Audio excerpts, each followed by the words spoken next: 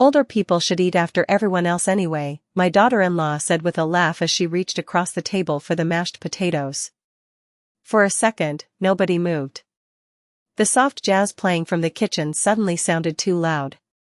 My son Daniel stared down at his plate like he hadn't heard her at all, while my two grandkids kept eating, too young to understand the sharpness hidden inside a sentence like that.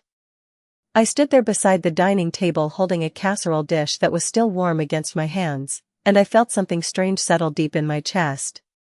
Not anger, not yet. Something colder. It was the Sunday before Thanksgiving, and rain tapped softly against the windows of the house my late husband Arthur and I bought 32 years ago. I had spent all afternoon cooking. Pot roast. Buttered green beans. Homemade biscuits. The apple pie Daniel used to beg me for when he was a teenager.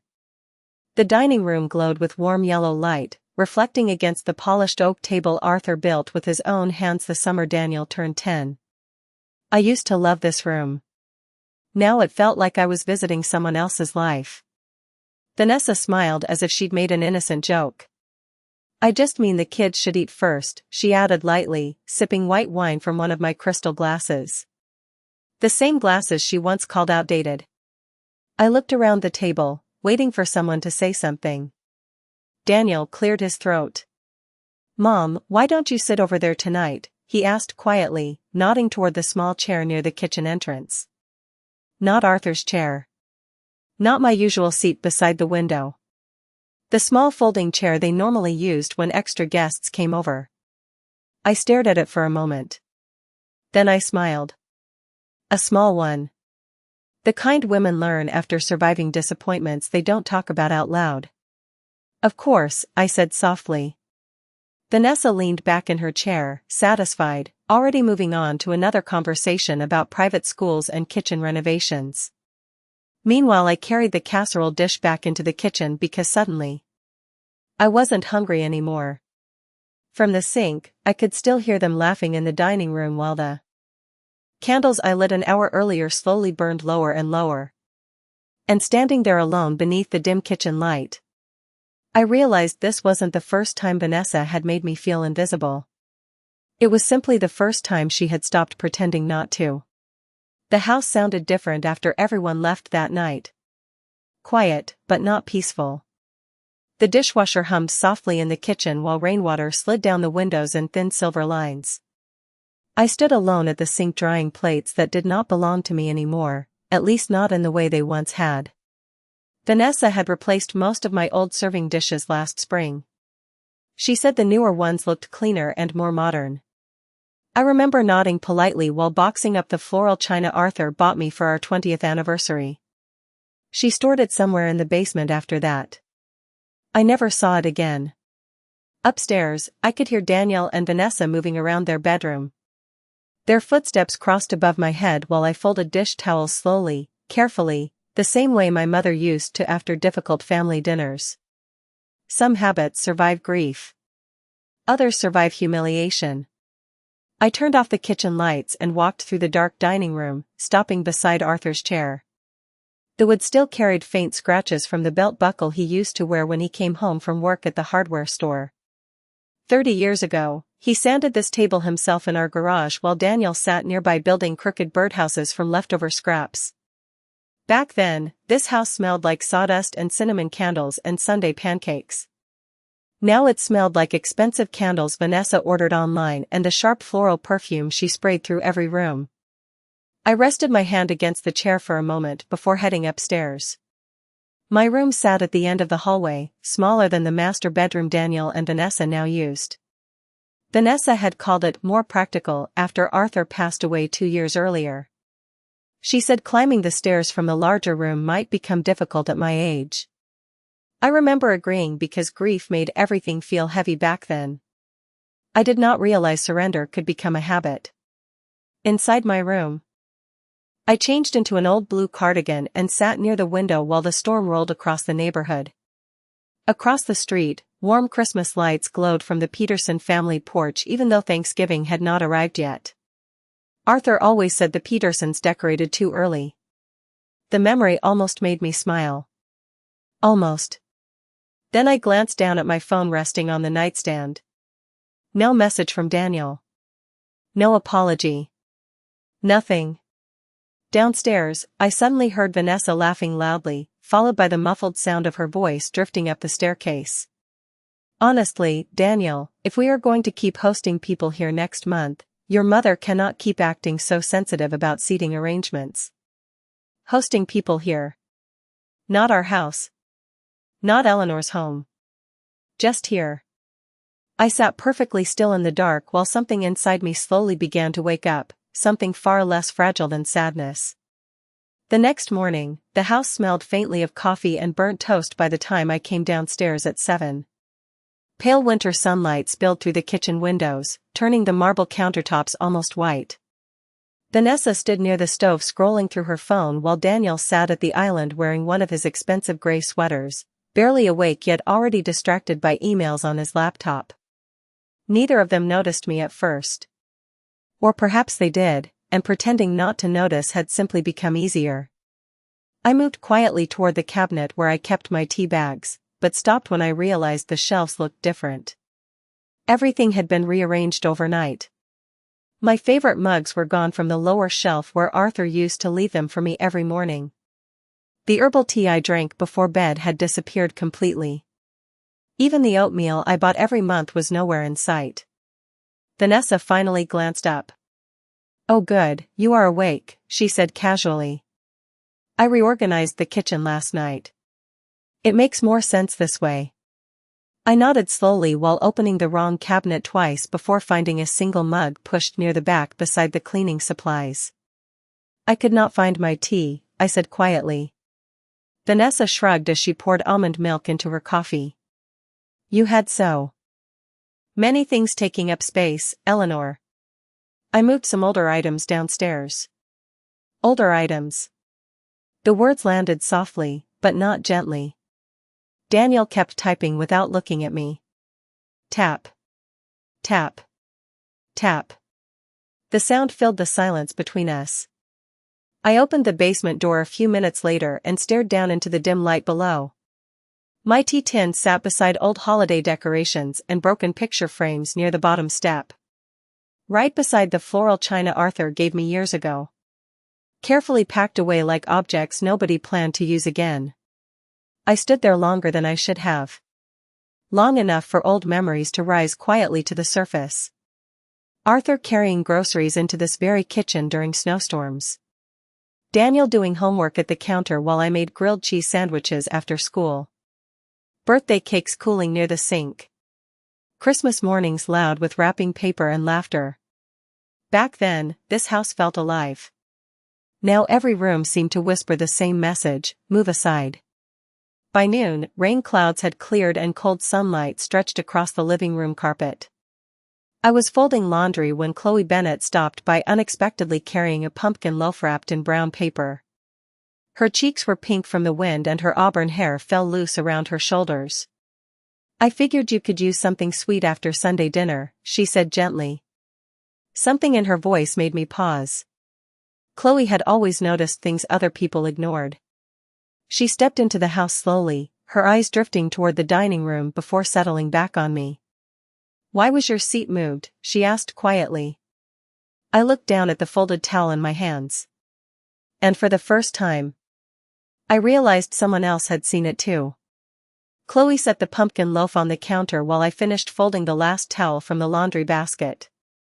Outside, the afternoon sky had turned pale blue after 2 straight days of rain, and weak November sunlight filtered through the living room windows in long quiet streaks.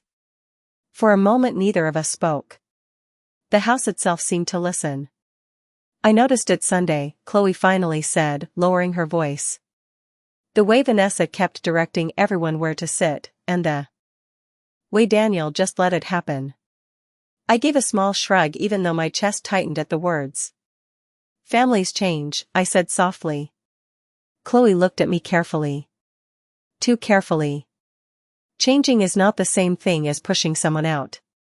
I busied myself smoothing the folded towels because women my age learn early that keeping your hands occupied can stop your emotions from showing on your face.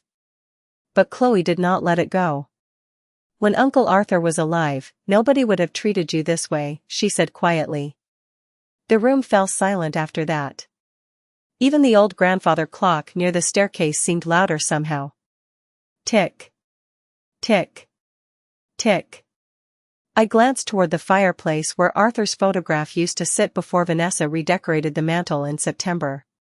She replaced it with white ceramic vases and expensive coffee table books nobody actually read.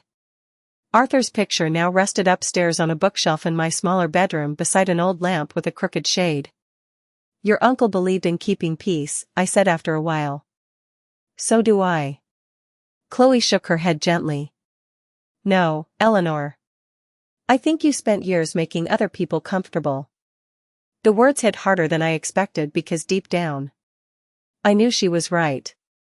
Arthur used to joke that I could smooth tension out of a room faster than anybody he had ever met.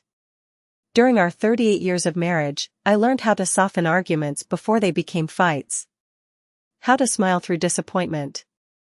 How to make sacrifices quietly enough that nobody noticed them happening.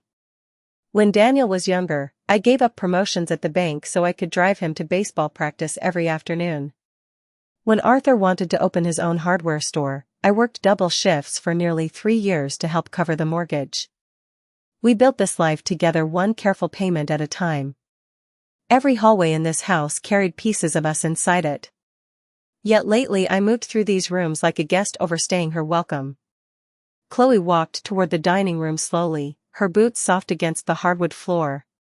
Then she stopped near the window.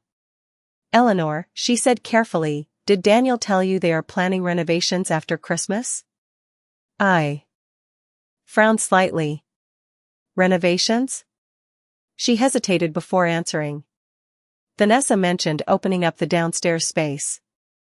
She said it would make the house feel bigger once everybody was finally settled. Everybody. The word echoed strangely in my mind. Because suddenly, I was no longer sure if that included me. That evening, the temperature dropped into the low 40s, and a thin layer of frost began forming along the edges of the backyard fence by sunset. I stood at the kitchen sink rinsing coffee cups while Vanessa moved briskly around the room making lists for Thanksgiving dinner on her tablet.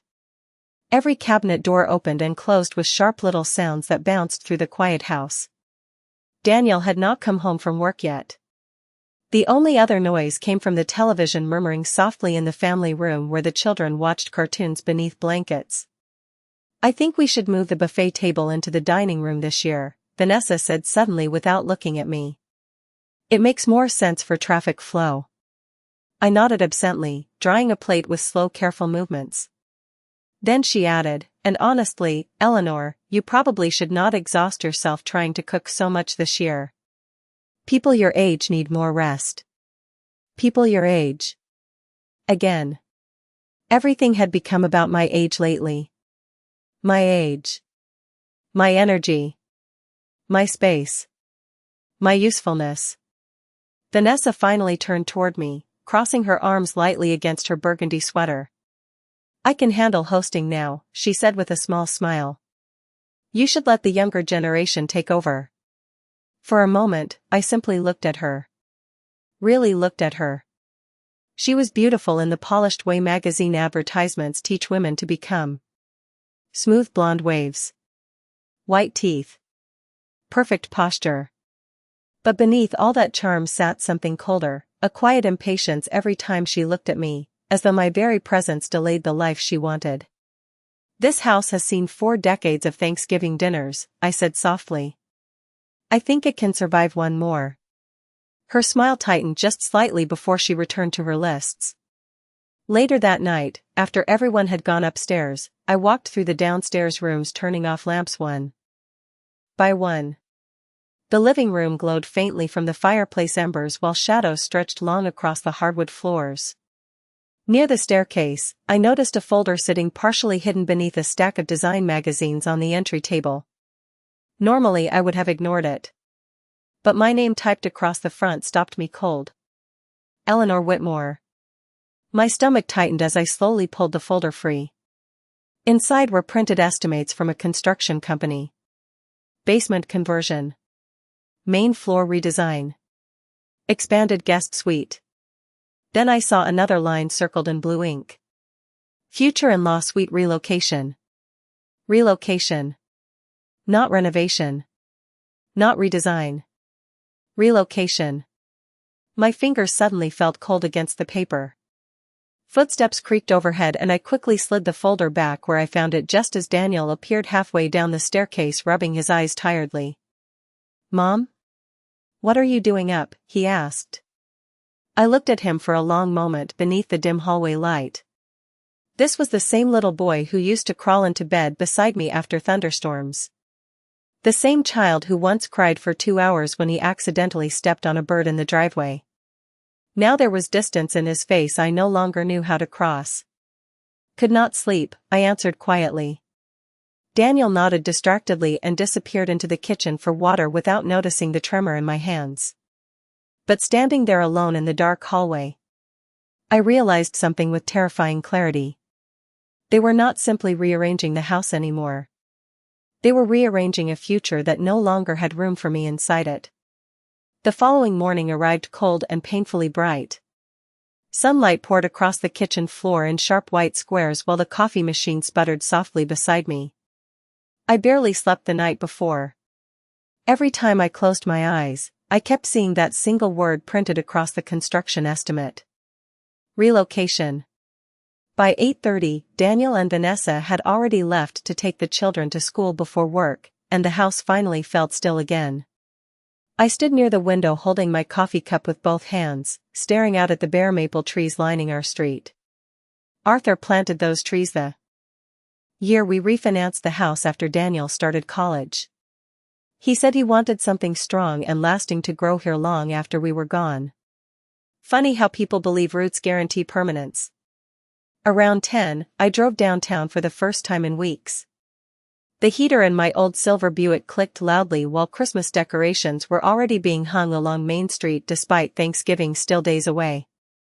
Red ribbons. White lights. Storefront wreaths. The entire town looked cheerful in the way small American towns always try to during winter, as though string lights can hide how lonely people really are. I parked outside Whitmore and Hayes Financial, the same bank Arthur and I used for nearly 40 years. The lobby smelled faintly of polished wood and printer ink.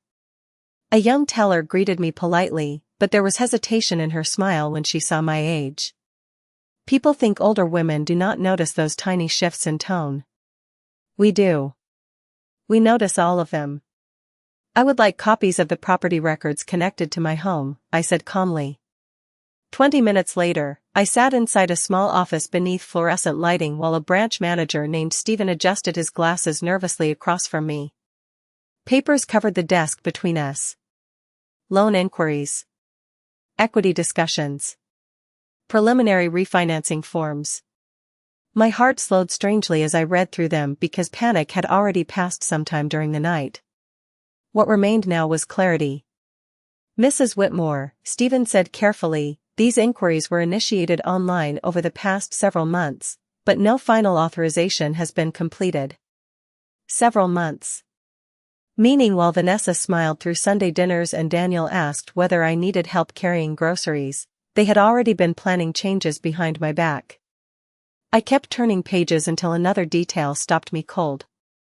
A request for estimated costs tied to converting the downstairs office into a long-term senior accommodation suite. Not a bedroom. Not a guest room. A suite. My fingers tightened slightly around the paperwork. Arthur once spent an entire winter remodeling that office for me after I retired from the bank. Floor-to-ceiling bookshelves. A reading chair near the window. Soft green walls because he said the color made me look peaceful. Suddenly I could hear his voice so clearly it almost hurt. "Nobody pushes you aside in your own home, Ellie." Back then, I laughed when he said things like that. I thought love itself protected people. Now I understood better. Stephen cleared his throat gently. "Would you like me to flag the account for additional authorization requirements?" he asked. I looked down at the papers one final time before meeting his eyes. And for the first time in months, my voice did not shake. "Yes," I said quietly. I believe that would be wise. By the time I returned home from the bank, gray clouds had rolled back across the sky and the entire neighborhood looked dim beneath the early afternoon light. Dead leaves scraped across the driveway as cold wind rattled the bare branches above the garage. I sat in my car for several extra minutes with the engine running, staring at the house Arthur and I spent nearly 4 decades building together. The white shutters needed repainting. One gutter sagged slightly near the roofline. Small imperfections Arthur would have fixed himself before winter arrived. Suddenly the house looked tired, like it had been holding its breath along with me. Inside, the smell of cinnamon candles drifted from the dining room. Vanessa loved candles. Sweet ones. Artificial ones. The kind that tried too hard to make a house feel welcoming. I hung my coat quietly and noticed voices coming from the kitchen. Vanessa and Daniel. Arguing. Not loudly, but sharply enough that certain words carried through the hallway. You told me everything was practically done, Vanessa snapped under her breath. I did not know the bank would suddenly start asking questions, Daniel answered. Well, now we look suspicious. I stopped beside the doorway without making a sound. Maybe because we are acting suspicious, Daniel muttered tiredly. There was a long silence after that. Then Vanessa laughed once, short and bitter. Your mother has manipulated you with guilt your entire life. Something inside my chest tightened painfully at those words.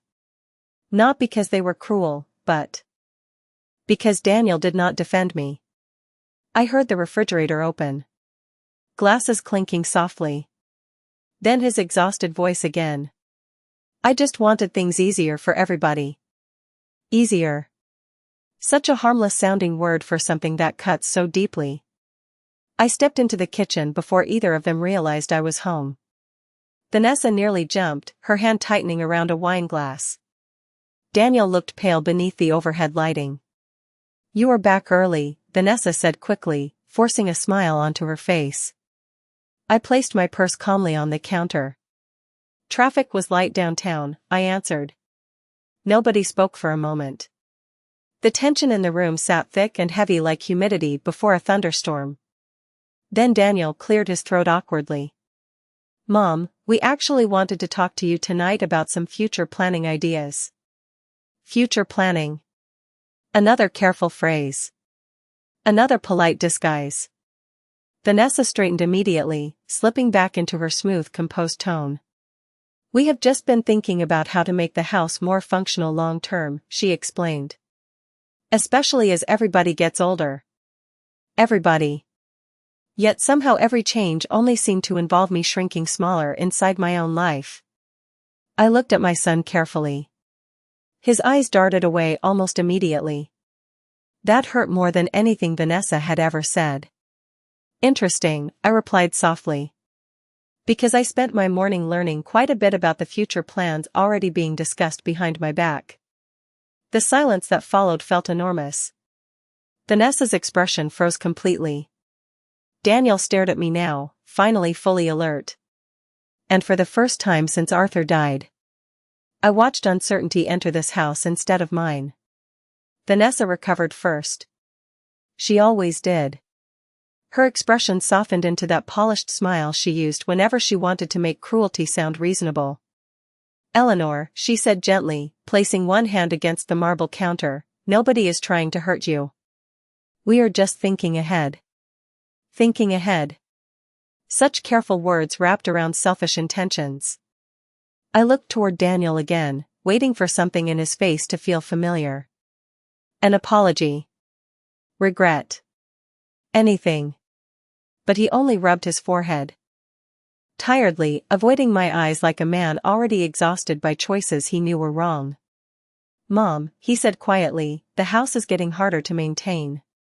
Vanessa and I thought maybe converting part of the downstairs would help everybody long term. Help everybody. Another phrase designed to sound kind while slowly erasing me from my own life. I folded my hands calmly in front of me because anger would have given Vanessa exactly what she wanted. Proof that I was emotional. Difficult. Old. Instead, I spoke softly. Interesting. Because nobody mentioned refinancing inquiries. Or relocation plans. Vanessa's face changed instantly. Just for a second, but I saw it. Panic. Quick and sharp beneath her perfect posture. Daniel looked at her immediately. What refinancing inquiries? He asked. The room went completely still. Outside, wind rattled dry leaves against the porch windows while somewhere upstairs one of the children laughed faintly at the television. Such ordinary sounds for a moment quietly destroying a family. Vanessa crossed her arms tightly now. Daniel, obviously we explored options. That is what responsible adults do. Without telling me? He asked. His voice was not loud. Somehow that made it worse. I walked slowly toward the dining room doorway where Arthur's chair still sat beneath the warm overhead light. The same chair Vanessa once suggested moving into storage because it looked outdated. I rested my fingers lightly against the wood. Your father protected this house carefully, I said without turning around. He knew exactly what it cost us to build this life. Daniel looked shaken now. Truly shaken. Mom, I never wanted you to think we were pushing you out, he said quietly. I closed my eyes briefly at those words because intent no longer mattered once damage was done. But you were, I answered softly. Nobody spoke after that. Vanessa stared at Daniel with visible frustration, as though the entire conversation had slipped beyond her control. Then finally she let out a slow breath and said something that changed everything. We cannot keep revolving our future around somebody who is already in the last stage of life. The words landed like ice.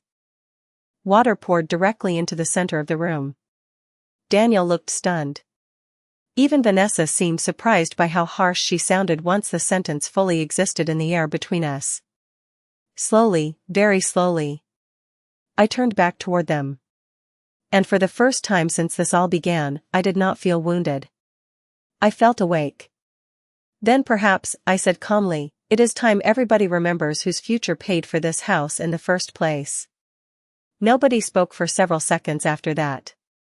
The entire kitchen felt frozen beneath the harsh white overhead lights while wind pressed softly against the windows outside. Vanessa looked away first. Daniel remained motionless near the counter, his face pale with the slow realization that something fundamental had shifted. Not just inside the house, inside me. The next morning arrived quiet and painfully cold. Frost coated the backyard grass like scattered glass while weak sunlight stretched across the dining room floor. I woke before dawn, dressed carefully, and carried a small cardboard box downstairs. Inside were Arthur's old letters, our mortgage papers, and the original trust documents our attorney prepared years earlier. I sat alone at the dining table while the house slept around me. The same table where birthdays were celebrated. Homework was finished. Christmas dinners were shared. Arguments healed.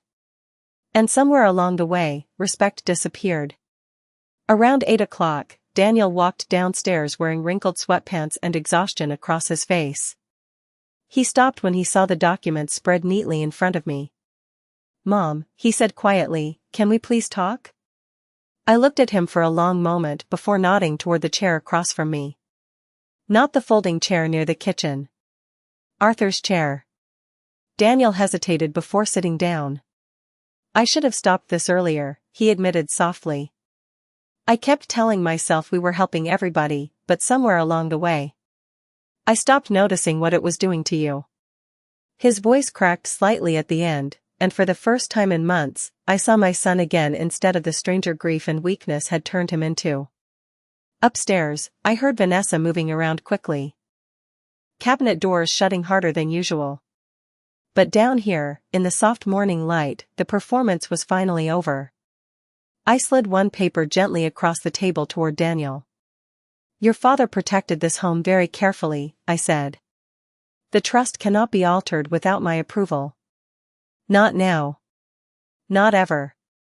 Daniel stared down at the paperwork silently. I never cared about ownership, I continued quietly. I cared about belonging. The words hung between us longer than either of us expected.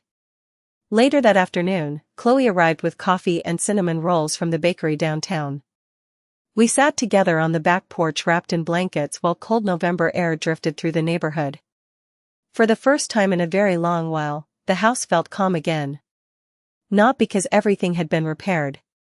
Some things do not repair easily. But because silence no longer belonged only to fear. Before sunset, I carried Arthur's photograph back downstairs and placed it above the fireplace where it had always belonged. Then I lit one small candle beside it and watched the flame steady itself against the growing dark. I spent years believing love meant making yourself smaller so everybody else could stay comfortable. But dignity does not disappear with age, and neither does the right to be treated with kindness inside your own home. If you have ever felt invisible to the people you loved most, or if someone made you feel like your place in the family no longer mattered, I hope you remember this: sometimes the quietest person in the room is the one holding everything together. And sometimes the moment you finally stop shrinking is the moment everything begins to change. Tell me honestly, what would you have done in my place? And have you ever experienced something similar in your own family?